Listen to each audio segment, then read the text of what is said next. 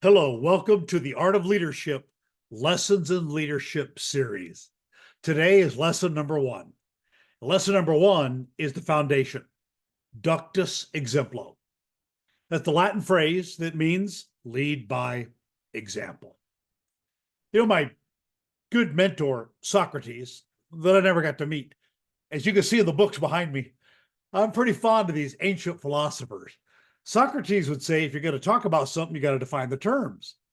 In fact, his quote is, the beginning of wisdom is the definition of terms. So let's take a few moments and let's define leadership. So if you were to ask 30 people, define leadership, you know what you'd get? You get 30 different answers.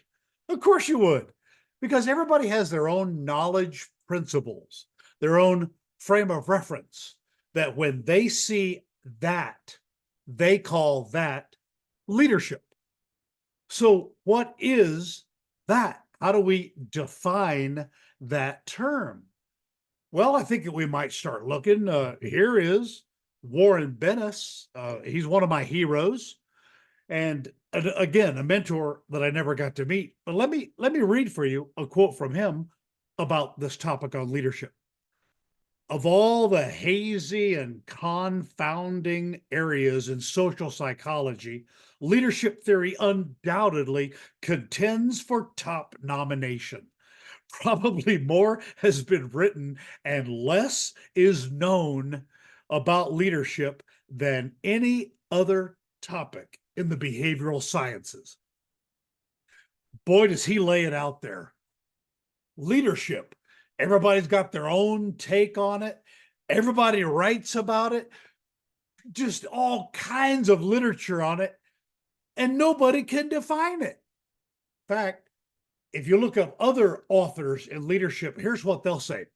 Leadership is like 3 different boxes of puzzle pieces. And you pour them all out together on the table. And then you say, all right, build one puzzle, ready, go. Anybody ever done that? You know that's just an impossible task. It just, you can't get there from here. There are 3 different puzzles. Well, that is what leadership theorists have been dealing with in leadership for the last century, trying to come up with an integrated, cohesive model, or even a definition of leadership. In fact, here is Bernard Bass. Let me show you this. This is the Bass Handbook on Leadership. And this is the gold standard of leadership. It is 1,200 pages long with 200 pages of references. If you ever have insomnia, here's your cure. But let me read for you a quote from Bass here.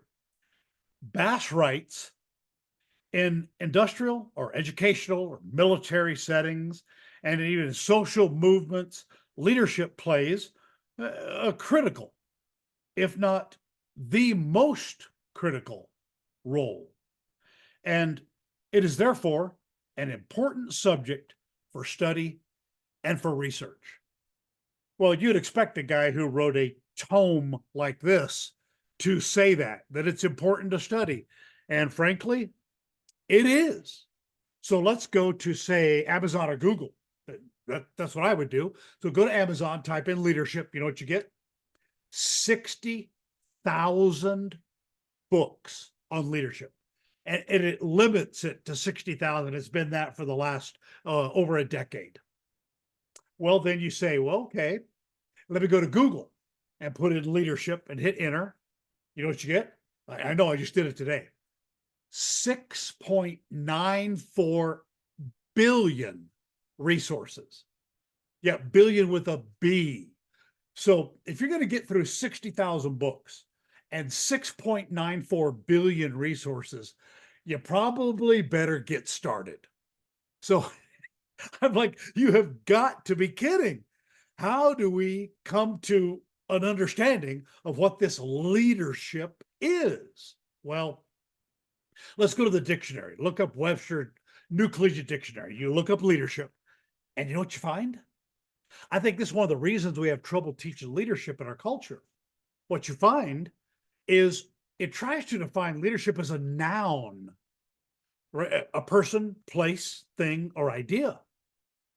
Well, man, let me tell you, I've watched my Navy UDT SEAL father lead in the Navy and in private sector and in public sector for 50 years. I myself have had 30 years and 8 command tours in the Navy. And I've observed leadership. And I'll tell you what, after many, many decades of research, study, and living it, I'll tell you for sure it's not a noun. It is not a title or an office or a badge you pin on somebody.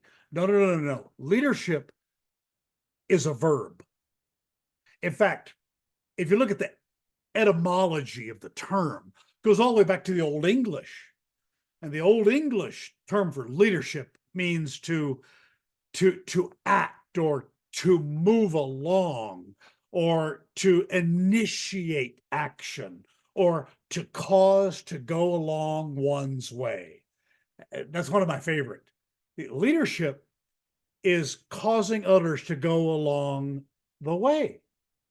Well, you may say, okay, so it's an action, it's causing to go along. Well, to whom does a leader apply this? And what are the actions that a leader takes to these people? So it's like, what and to whom? The answer is followers. Leaders lead followers, period. If there's no followership, there's no leadership. So if you think you're a leader, stop once in a while and look around. If there's nobody following, you're not leading. The leadership is defined by followership. And the way we lead best is lesson 1, ductus exemplo. Leaders lead by example. And you know why this is important? Because everyone is watching. Be worthy of being followed.